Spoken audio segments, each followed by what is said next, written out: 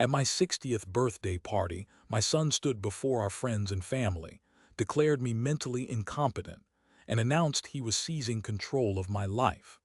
But I simply smiled and raised my glass, because I had set a trap they never saw coming. Before we dive into this intense story, please take a moment to subscribe to the channel so you don't miss what happens next. We'd also love to know where you're all tuning in from. Let us know in the comments. The crystal champagne flute felt unnaturally heavy in my hand. It was my 60th birthday, a milestone that felt less like a celebration and more like a verdict. The ballroom of the country club, a place where I'd celebrated so many of life's victories, was filled with the warm chatter of friends and colleagues I'd known for decades. The light from the chandeliers danced across smiling faces, but a cold knot of dread had been tightening in my stomach for hours. It wasn't the number, 60, that bothered me. It was the slight, almost imperceptible tremor in my left hand, a secret I had guarded for 6 months. A secret my son, Julian, was about to weaponize against me. My diagnosis with early-stage Parkinson's had been a quiet, private affair between me and my neurologist. It was manageable, a shadow to live with, not a sentence. But in the weeks leading up to this party, I'd noticed things. A shift in Julian's demeanor, a new, predatory gleam in the eyes of his fiancée, Chloe. Innocent questions about my portfolio had turned into pointed inquiries about legal authority and asset management. I had dismissed my fears as the paranoia of an aging man, but the knot in my stomach told a different story. Now Julian stood at the podium, his smile polished and confident. He was handsome in his tailored suit, a perfect image of the successful son. He tapped the microphone, and a hush fell over the room. "Friends, family," he began, his voice smooth and practiced. "We're all here today to celebrate a monumental figure in our lives, my father, Christopher Pendleton." A wave of warm applause rippled through the room. I managed a weak smile, lifting my glass in acknowledgement. My oldest friend and lawyer, David Carter, gave me a concerned look from across the table. He was one of the few who knew about my diagnosis, and the only one who knew of the storm I suspected was brewing. "My father is a man who built an empire from nothing," Julian continued, his gaze sweeping across the room before landing on me. There was something unnerving in his eyes, not love, not respect, but a chilling sort of pity. "He has been a titan, a leader, a provider. But as we know, time takes its toll on even the greatest of men." The room grew quiet. The atmosphere shifted from celebratory to uncertain. I could feel dozens of eyes on me, searching for signs of the frailty Julian was alluding to. I focused on keeping my hand steady, my grip on the flute firm. "Over the past few months," Julian said, his voice dropping into a tone of solemn gravity, "many of us have noticed changes. Small things at first: forgetfulness, confusion, a general decline in the sharp, decisive man we all knew." My breath caught in my throat. This was it. It was happening right here, in front of everyone I held dear. He was painting a picture of a man lost in a fog of senility, using the private symptoms of a physical ailment as proof of mental decay. I saw Chloe in the front row, dabbing a tear from her eye with a delicate finger, her performance immaculate. "It is with the heaviest of hearts," Julian announced, his voice ringing with false sorrow, "that I must step in to protect him, to protect his legacy. After extensive consultation and for his own well-being, I will be taking on power of attorney, effective immediately, to manage his affairs." A collective gasp swept through the ballroom. Whispers erupted like wildfire. I saw the shock on the faces of my friends, their smiles replaced with expressions of confusion and pity. They were looking at me not as Christopher Pendleton, the architect of their city's skyline, but as a pitiable old man being put out to pasture by his own son. Julian had just publicly declared me mentally incompetent. He raised his glass. "To my father," he said, his voice loud and clear. "May he finally find the peace and rest he deserves." The room was frozen in a horrified silence. No one knew how to react. My own heart hammered against my ribs, a wild drum of shock and fury. He hadn't just betrayed me. He had tried to erase me, to reduce my life's work to a set of assets he could control. He had used my vulnerability as a weapon to orchestrate a public execution of my identity. In that moment, a strange calm washed over me. The tremor in my hand stilled. I looked at my son, at his triumphant, sorrowful mask, and I saw him for what he was, a thief standing in the wreckage of a house I had built. I slowly got to my feet, the eyes of every person in the room on me. I raised my flute, he crystal chiming faintly in the silent room, and met his gaze. I smiled, a small, quiet curve of my lips, and offered a slight nod. "To my son," I said, my voice steady. Then I took a sip of champagne. The betrayal was worse than the diagnosis itself. The hours following the party were a blur of hollow condolences and averted gazes. Friends who had known me for 30 years approached me with a heartbreaking gentleness, speaking to me in slow, simple sentences as if I were a child. They'd pat my shoulder, say things like, "Don't you worry about a thing, Christopher," or "Julian will take good care of you." They believed him. Why wouldn't they? He was my son, and his performance had been masterful. I made my excuses and left early, David Carter at my side. He drove me home in silence, the weight of what had just happened filling the car like a physical presence. The grand foyer of my house, a space I had designed to be filled with light and life, felt like a tomb. "The audacity, Chris," David finally said, his voice a low growl of contained rage as he followed me into my study. "To do that in public, to turn your own friends against you." I sank into the leather chair behind my desk, the familiar comfort doing little to soothe the tremor that had now returned to my hand with a vengeance. "He wanted witnesses," I said, my voice hoarse. "He needed everyone to see me as feeble, so no one would question him when he took control." The next day, the phone call I was expecting came. It was Julian. "Dad," he said, his voice syrupy with concern. "Are you doing okay? I know last night was a lot to take in." "I'm fine, Julian," I replied, keeping my tone level. I swiveled in my chair to look out at the sprawling garden I had cultivated for years, a testament to patience and design. "I didn't want it to be like that," he lied. "But you've been so stubborn, unwilling to accept that you need help. Chloe and I were just so worried. We're coming over this afternoon to start going through some of the paperwork, just to get things organized. We don't want you to have to stress about it." The condescension was suffocating. Paperwork. As if I hadn't built and managed a billion-dollar architectural firm for 40 years. As if my mind, the very instrument of that success, had turned to mush overnight. "That won't be necessary," I said firmly. There was a pause. "Dad, please don't make this difficult." Julian's voice hardened slightly. "This is for your own good. The power of attorney documents are already with the bank and the financial advisors. It's done. We're just trying to make the transition smooth." They had forgotten one crucial thing. They saw a frail old man, a victim of his own biology. They had forgotten who I was, what I had overcome, and the mind that was still working methodically behind a mask of quiet compliance. They think I'm just an old man, but they forgot what I built. Later that afternoon, they arrived as promised. Julian walked in with a proprietary air, his gaze sweeping over my belongings as if he were already measuring them for sale. Chloe drifted behind him, a vision in cashmere, her smile tight and insincere. "Christopher, you look tired," she said, her voice dripping with pity. "You should be resting." She walked over to my prized collection of architectural models, intricate miniatures of my greatest projects, and ran a finger over the roof of a tiny skyscraper. "Julian was thinking we might need to put some of these things into storage, to declutter, create a more serene environment for you." My legacy reduced to clutter, my life's work an inconvenience to be stored away. I watched them, this pair of vultures circling what they believed to be a dying lion.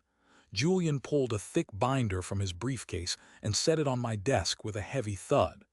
"These are the preliminary asset reports," he said, "all business. I need you to give me the logins for your personal investment accounts. It'll be faster than having the lawyers request them." I simply looked at him. The son I had taught to ride a bike, the boy whose scraped knees I had bandaged, was now looking at me as a set of passwords to be acquired. The love was gone, replaced by a chilling, impatient greed. The son I knew was gone. In his place was a stranger wearing his face. "Everything is in order, Julian," I said softly. He frowned, impatient. "What does that mean? I need the information, Dad." "It means," I repeated, leaning back in my chair and steepling my fingers, "that all my affairs are already perfectly in order." A flicker of annoyance crossed his face, quickly masked by that same look of patronizing concern. "Of course they are. You were always meticulous, but things are different now. I'm in charge of that order." He didn't see the glint in my eye. He didn't notice the lack of fear in my voice.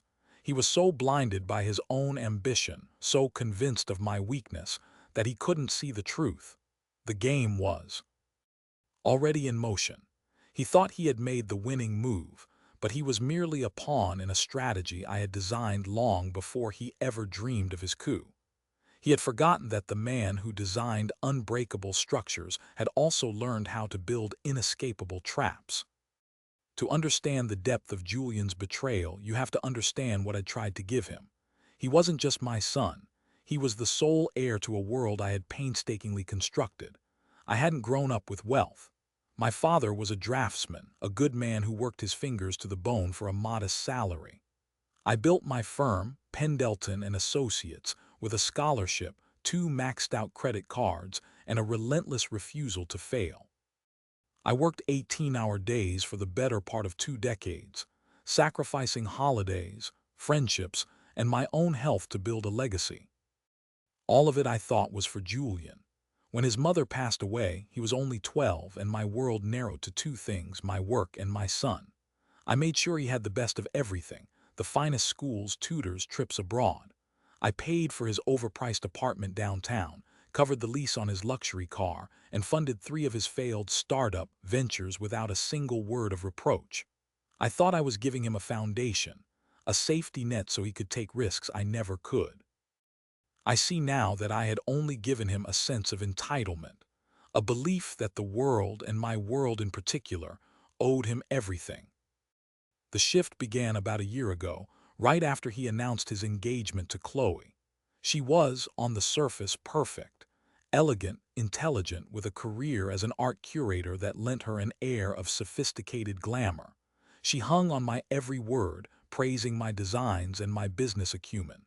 But there was always something just beneath the surface, a calculation in her eyes when she looked around my home, a habit of steering every conversation, no matter how casual, toward the topic of wealth, inheritance, and estate planning. "Christopher, you must be so proud of what you've built," she'd said one evening over dinner, her hand resting delicately on Julian's arm. "It must be a tremendous burden to manage it all on your own. Have you considered setting up a more streamlined system for the future?" I'd smiled politely. "I have the best financial advisors in the country, Chloe. I assure you, everything is quite streamlined." But she was persistent. Her questions were like tiny, probing needles.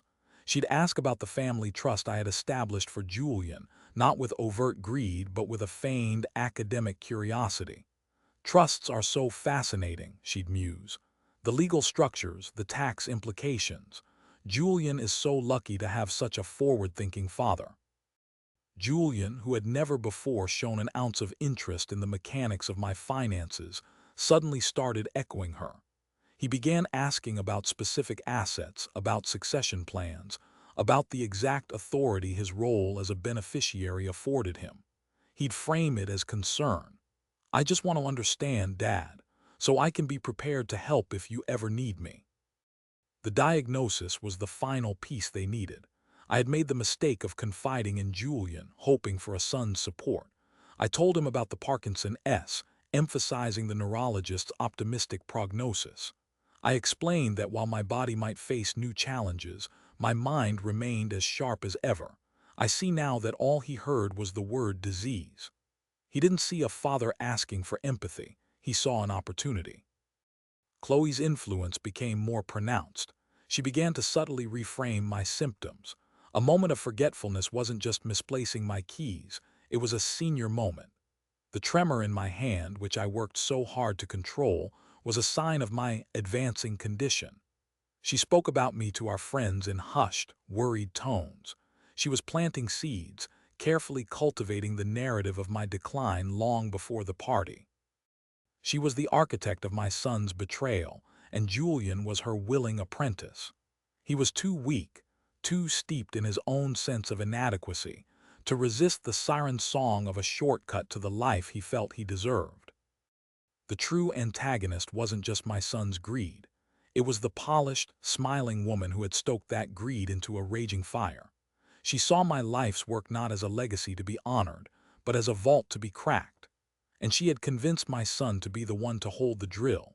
He was so desperate to prove himself, so eager to step out of my shadow, that he failed to realize he wasn't stepping into the light, but into a darker shadow of her making.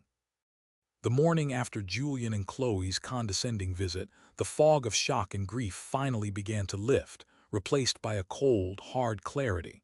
I had spent a sleepless night replaying decades of memories, mourning the son I had lost. But dawn brought with it a different kind of light. I was not a victim. I was Christopher Pendleton. I had faced down ruthless corporate rivals, navigate treacherous economic downturns, and built skyscrapers that touched the clouds. I would not be dismantled by a greedy, entitled boy and his manipulative fiancée. My passivity at the party, my quiet compliance, it had all been part of the plan. But now it was time to move from defense to offense. I sat at my desk, the early morning sun casting long shadows across the room, and made my first call. "David," I said when he answered, "it's time, execute the plan." "I was waiting for your call, Chris." David's voice was grim but steady. "The documents are ready, but are you sure? This is the point of no return." "They passed it long before I did," I replied, my voice devoid of hesitation. "I need you to do something else for me.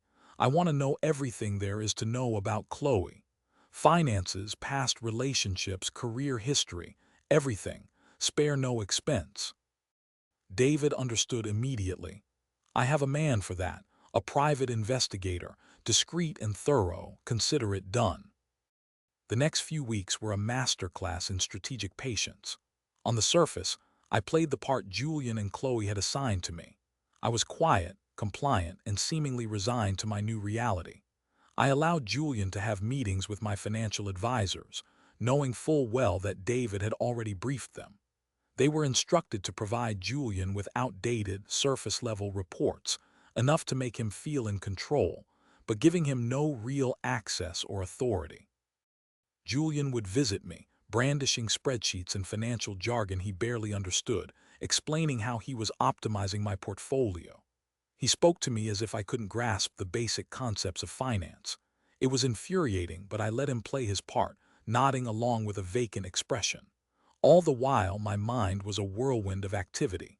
"They think I'm just an old man," I'd remind myself, a silent mantra that fueled my resolve. But they forgot what I built. Meanwhile, David's investigator was digging. The first report landed on my desk a week later in a plain manila envelope. What it contained was more damning than I could have imagined. Chloe was a walking tower of debt. Her art curator job was a commission-based role at a struggling gallery that hadn't sold a significant piece in over a year. She had 3 maxed-out credit cards, a massive personal loan from a high-interest lender, and a history of leasing luxury cars that were repossessed. She wasn't just living beyond her means. She was living a complete fabrication. The investigator also uncovered emails between Chloe and her lender, in which she explicitly mentioned her fiancé's imminent inheritance as collateral for an extension on her loan. She was promising them my money. My son wasn't her partner, he was her bailout plan. With this information in hand, I met with David. We sat in his quiet, wood-paneled office, the evidence spread out on the conference table between us. "She's a predator, Chris," David said, his expression grim. "And Julian is walking right into her trap." "He co-signed it, David," I said, my voice heavy. "He chose this. Now let's talk about our trap." This was the part of the plan I had conceived months ago, a financial masterstroke that would serve as the ultimate checkmate. The Pendleton Family Trust, the multi-million-dollar fund that Julian believed was his birthright, was a revocable trust. I had always retained the right to amend or dissolve it at my discretion. With David's help, we had drafted a new legal entity, the Pendleton Foundation for Elder Abuse Prevention. The legal framework was exquisite in its simplicity. We created a set of conditions under which the trust could be dissolved. One of those conditions was an attempt by any party, including the beneficiary, to seize control of my assets through a declaration of incapacitation, without the verified consent of 2 independent neurologists and my personal attorney. Julian's performance at my birthday party had not only been a public humiliation, it had been the legal trigger. All that was left was a single, final action from me. I had a dedicated, encrypted email address known only to me and David. All I had to do was send a simple, coded message. "The blueprints are finalized." The moment David received that email, he was legally authorized to file the paperwork to dissolve the trust and transfer every last penny of its assets into the new foundation. The power wasn't in Julian's hands, with his forged documents and public declarations. The power was in my pocket, on a smartphone he had bought me last Christmas, telling me it had simpler features for someone like you. The irony was almost poetic. I was ready. All I needed was the right moment to send the email and bring the whole house of cards crashing down. The opportunity to test their nerve came sooner than I expected. A week before I planned to finalize everything, Chloe and Julian invited me to dinner at a trendy, minimalist restaurant where plates were large and the portions were small. It was, they said, a celebration of our new chapter. The real purpose, I knew, was to further cement their control and perhaps pressure me into signing new documents they'd concocted.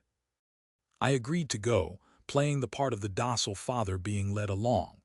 The restaurant was noisy and crowded, the exact opposite of the quiet, dignified places I preferred. It was their territory, a world of fleeting trends and superficial gloss. We sat at a small table and Chloe immediately took charge, ordering a bottle of expensive wine. "You shouldn't worry about the prices, Christopher," she said with a glittering smile. "This is Julian's treat. He's doing so well managing things." Julian puffed up with pride, launching into a convoluted explanation of a minor stock trade he'd made with one of my smaller, non-trust accounts, the one David and I had designated as his sandbox. I listened with feigned interest, nodding along as he grandstanded. After the main course arrived, I decided it was time. I carefully set down my fork, took a sip of water, and looked at Chloe with a placid expression. "Chloe," I began, my tone casual, "I was thinking about you the other day. It must be a difficult market for art right now. That gallery you're with, Gallery Nouvelle, it sounds very chic. Are they weathering the storm?" The effect was instantaneous. Chloe's smile faltered just for a second. A flicker of panic flashed in her eyes before being replaced by a mask of cool indifference. Julian shot me a warning look, a silent, "Don't upset her." "We're doing wonderfully," she said, her voice a little too bright. "We just curated a very exclusive showing for a private collector. In fact, business has never been better." I held her gaze. "That's excellent news, because I happened to be speaking with a friend on the Arts Council, and he mentioned that the gallery was several months behind on its lease. He was worried it might have to close its doors." The color drained from Chloe's face. Julian slammed his fork down on his plate, the clang echoing in a brief lull in the restaurant's chatter. "Dad, what are you talking about?" he demanded, his voice low and furious. "Why would you be talking to people about Chloe's work? You're confused." "Am I?" I asked, turning my calm gaze to him. "It's a simple question, Julian. I also heard from my bank manager, a lovely woman, you should meet her, that some lenders are getting quite aggressive about personal loans these days. She said they've been calling her for references on people who have listed me as a financial guarantor without my permission." This time, both of them froze. I hadn't explicitly accused her, but I had laid the facts on the table like a hand of winning cards. I had revealed that I knew about the gallery's troubles and her fraudulent use of my name. Chloe's composure shattered. "How dare you?" she hissed, her voice trembling with rage. "You're delusional. You're making things up to hurt me, to drive a wedge between Julian and me because you can't stand to see him happy." Julian jumped to her defense, his face red with anger. "That's enough, Dad, you see. This is exactly what I was talking about. You're paranoid, you're having episodes, you're attacking the people who are trying to help you." Their reaction was more telling than any confession. It was pure, unadulterated panic. The poorly executed threats, the immediate leap to gaslighting me by calling me paranoid and confused. It was the desperate flailing of people caught in a lie. They weren't master strategists. They were amateur crooks, and I had just turned on the lights. I didn't say another word. I simply leaned back, a sorrowful expression on my face, and watched them. I let their frantic accusations and denials fill the space between us. In their haste to discredit me, they were only proving my point. They were confirming their own fraudulent nature to anyone who cared to listen. I had wanted to see if they would fold, if there was any flicker of conscience left in my son. There wasn't. He doubled down, wrapping a protective arm around Chloe, glaring at me as if I were the monster. In that moment, any lingering hope I had for him evaporated. He had made his choice, and now I was free to make mine. My quiet revelations at the restaurant sent them into a desperate frenzy. The pretense of gentle caretaking was abandoned, replaced by a more aggressive and overt push for control. Julian began calling me multiple times a day, his tone alternating between feigned worry and outright frustration. "Dad, we need to get you to a doctor," he'd insist. "A specialist, the one Chloe and I have picked out. Your paranoia is getting worse." "My neurologist says I'm fine, Julian," I would reply calmly, knowing full well the specialist they had in mind was a discredited doctor known for providing favorable diagnoses for a price. David's investigator had already uncovered TH. At Link, Chloe, for her part, stopped visiting. Instead, she escalated her campaign of whispers, telling our mutual acquaintances that I had suffered a major psychotic break and had threatened her. The narrative of my incompetence was now being embellished with malice and instability. They were trying to completely isolate me, to discredit me so thoroughly that no one would listen to anything I had to say. Meanwhile, David and I were fortifying our position. The final report from the investigator arrived, and it was the keystone. Chloe hadn't just been in debt, she had a pattern. The investigator had found two other men from her past, both wealthy and significantly older, who told similar stories. Relationships that started with charm and flattery, quickly followed by financial crises and requests for temporary help, and ending with accusations and legal threats when the money dried up. She was a serial predator. The most damning piece of evidence was a recorded phone call the investigator procured from one of Chloe's previous victims, a retired tech executive. In the call, Chloe could be heard making threats almost identical to the accusations she was now leveling at me. It was a clear, undeniable pattern of predatory behavior. I now had everything I needed: the public spectacle at my birthday party, the financial records, the testimony from past victims, the recorded phone call. My case wasn't just strong, it was airtight. The final piece of the puzzle was Julian. I had to give him one last chance to see the truth. I called him and asked him to meet me at my house alone. "No Chloe," I insisted. "Just you and me, father and son." He arrived that evening, his face a mask of weary impatience. He sat stiffly on the edge of the sofa in my study, refusing the drink I offered. "Let's make this quick, Dad," he said. "I have dinner plans." I didn't waste time with small talk. I slid a single folder across the polished surface of my desk. "Before you go," I said, "I want you to look at this." He opened it reluctantly. Inside was the summary of David's investigation into Chloe, the mountain of debt, the repossessed cars, the history of targeting wealthy older men. At the very back was a transcript of the recorded phone call. I watched his face as he read. I saw the initial flicker of disbelief, followed by a wave of dawning horror. His confident facade began to crumble, his skin growing pale under the warm light of the desk lamp. He read the transcript twice, his lips moving silently. This is a lie," he stammered, but the conviction in his voice was gone. He looked up at me, his eyes wide with a desperate, pleading confusion. "She wouldn't, why would she?" "Because she's a predator, Julian," I said, my voice gentle but firm. "And you were her key to the vault. She saw your ambition, your resentment of me, and she used it. She convinced you that taking what you thought was yours was a noble act, when all it was theft." He shook his head, looking down at the papers as if they were venomous. He was still struggling, a part of him still wanting to defend her, to believe the fantasy she had sold him. "No," he whispered. "She loves me." "Does she?" I asked, pushing a small digital recorder across the desk. "This is a recording of her conversation with one of her previous fiancés. Listen to her words, Julian. Then tell me if it sounds like love or if it sounds like a script." I pressed play. Chloe's voice, sharp and venomous, filled the silent room, weaving a tale of threats and accusations that was sickeningly familiar. Julian stared at the recorder, his face ashen. The spell was breaking, shattered by the cold, hard weight of irrefutable proof.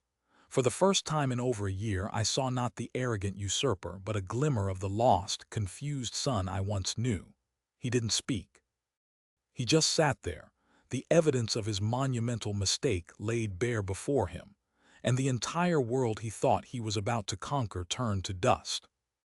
My 60th birthday party felt like a lifetime ago, but it was merely the opening act. The real climax, the final move in this agonizing chess game, was about to take place. I had allowed Julian and Chloe to believe they were winning. They had my power of attorney. They were meeting with bankers, and they were preparing to liquidate assets. They had even planned a small, exclusive engagement dinner at the same country club as my birthday party, a final victory lap to celebrate their successful coup in front of a select group of influential friends. They invited me, of course, as the guest of honor, the dotard father, now safely managed, to be paraded as proof of their benevolent care. I accepted the invitation. The evening of the dinner, I dressed in my sharpest suit. The tremor in my hand was still there, a constant companion, but tonight it felt less like a weakness and more like a humming engine of anticipation. David Carter picked me up, his expressio, and a mixture of grim determination and nervous excitement. "The documents are filed the moment I get your text," he confirmed as we pulled up to the club. "The accounts will be frozen by the time they get the bill for this dinner." "Poetic," I said with a thin smile. I walked into the private dining room and a hush fell. There were about 30 people there, some of our family, some influential city figures, and a few of Chloe's art world contacts. Chloe, radiant in a red dress, rushed to my side, taking my arm. "Christopher, I'm so glad you could make it," she cooed, guiding me to the head of the table. "We saved you the seat of honor." Julian stood at her side, his smile strained. He hadn't spoken to me since the night I showed him the evidence. He looked haunted, torn between the truth he now knew and the lie he was publicly committed to. The dinner was an agonizing performance. People spoke to me with that familiar, patronizing gentleness. Chloe and Julian regaled the table with stories of their future, their plans for travel, for their philanthropic endeavors. It was a nauseating vision built on a foundation of lies. Finally, the moment came. Julian stood, tapping his glass for a toast. It was a horrifying echo of my birthday party, but this time I was ready. "Thank you all for coming," he began, his voice lacking the confidence it had held before. "Tonight is a special night for Chloe and me. It marks a new beginning." He glanced at me, a flicker of something guilt, fear, in his eyes. "It's also a time to honor my father.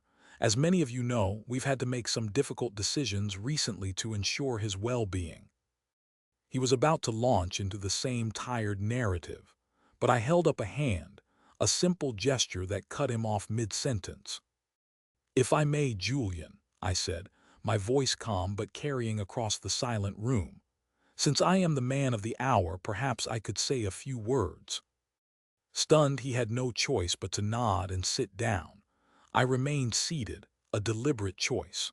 I didn't need to stand to command the room. I took out my phone and placed it on the table beside my plate. With one thumb, I opened my email app, navigated to the draft folder, and held my finger over the send button.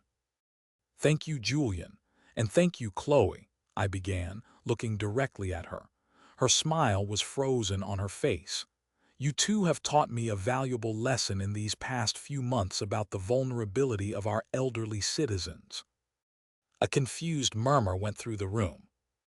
"You see," I continued, "you have both been so concerned about my mental state. So concerned, in fact, that you staged a public intervention to declare me incompetent. You hired a doctor of ill repute to validate your claims. You told my bank that you had power of attorney, a document which, I might add, is a forgery." Chloe let out a choked gasp. "Christopher, this isn't the time." "Oh, I think the time is perfect," I said, my voice as cold and sharp as ice.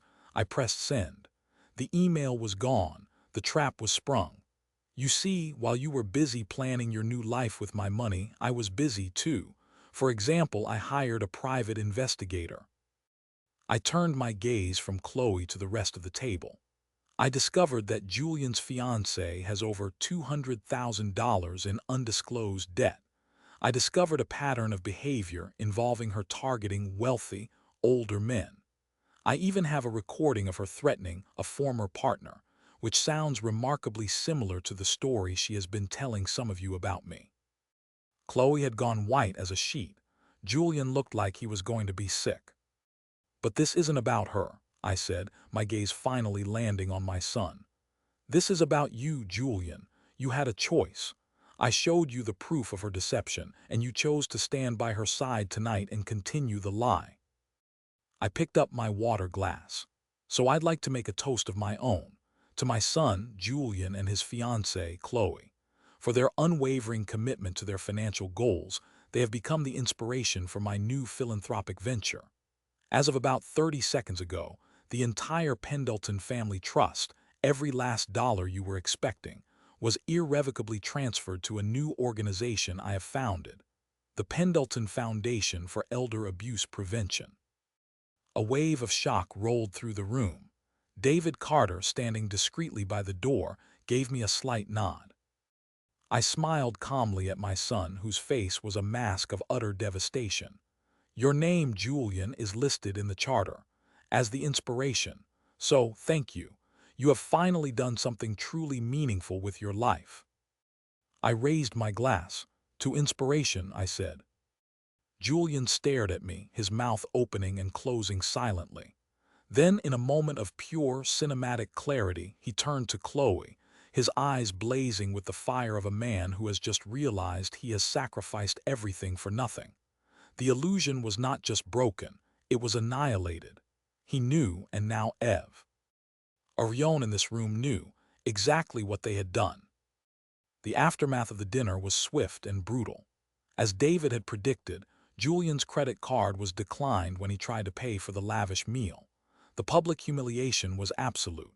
Chloe, exposed and panicked, didn't even say a word. She simply grabbed her purse and fled the country club, leaving Julian standing alone amidst the wreckage of their shared deception. I heard later that she left the city entirely within a week, leaving a trail of debt and a broken engagement in her wake.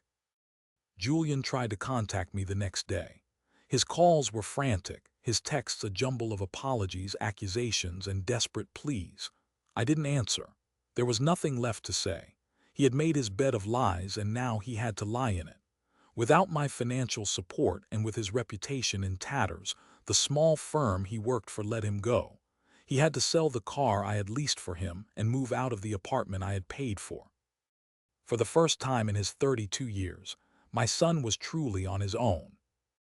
A few weeks later, he showed up at my house unannounced. He looked thin, tired, and utterly defeated.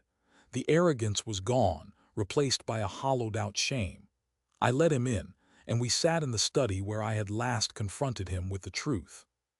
"I don't expect you to forgive me," he said, his voice barely a whisper.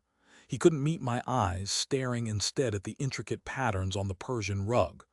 "But I want you to know I see it now. I see everything, what she was and what I became." I listened without interruption. There was no triumph in me, no sense of victory. There was only a profound and aching sadness for the years we had lost, for the relationship that had been poisoned by greed and weakness. "I was weak," he continued, a tear finally tracing a path down his cheek. "I always felt like I was living in your shadow, Dad, like I could never measure up. Chloe made me feel powerful. She made me feel like I was finally taking control of my own life. It was a lie. I see that now. I threw everything away for a lie." I didn't offer him comfort or absolution. That was something he would have to find for himself. "What you did, Julian, was not just a betrayal of me. It was a betrayal of yourself, of every value I ever tried to teach you," I said, my voice even. "Your life from this point on will be the consequence of that choice. What you do with it is up to you." He nodded, accepting my words as the verdict they were. He left shortly after, and I haven't seen him since, though I hear through David that he's taken a menial job in another state, trying to build a life from scratch. Perhaps one day he will succeed. Perhaps one day he will truly understand. My life, however, found a new and unexpected purpose. The Pendleton Foundation for Elder Abuse Prevention became my full-time passion. With the millions from the former trust, we established a legal aid service, providing top-tier lawyers to elderly individuals who were being exploited by their families or caregivers. We funded awareness campaigns and set up a hotline. My story, once a source of private pain, became a public tool for change. I used my professional network to build a formidable board of directors, and David Carter agreed to serve as its chairman. The tremor in my hand is more pronounced now, a constant reminder of the vulnerability that Julian and Chloe tried to use against me, but I no longer see it as a weakness. It is a part of me, a part of the story that led me here. I am no longer just Christopher Pendleton, the retired architect. I am the founder of an organization that fights for the dignity and safety of people like me. I lost a son, but I found a cause. Some nights, sitting in my quiet study, I feel the sting of that loss. But then the morning comes, and with it, another email from someone we have helped, another family we have saved from a similar fate. And in those moments, I feel a sense of peace, a sense of vindication that is more fulfilling than any fortune. I protected my legacy, not by hoarding it, but by transforming it into a shield for others.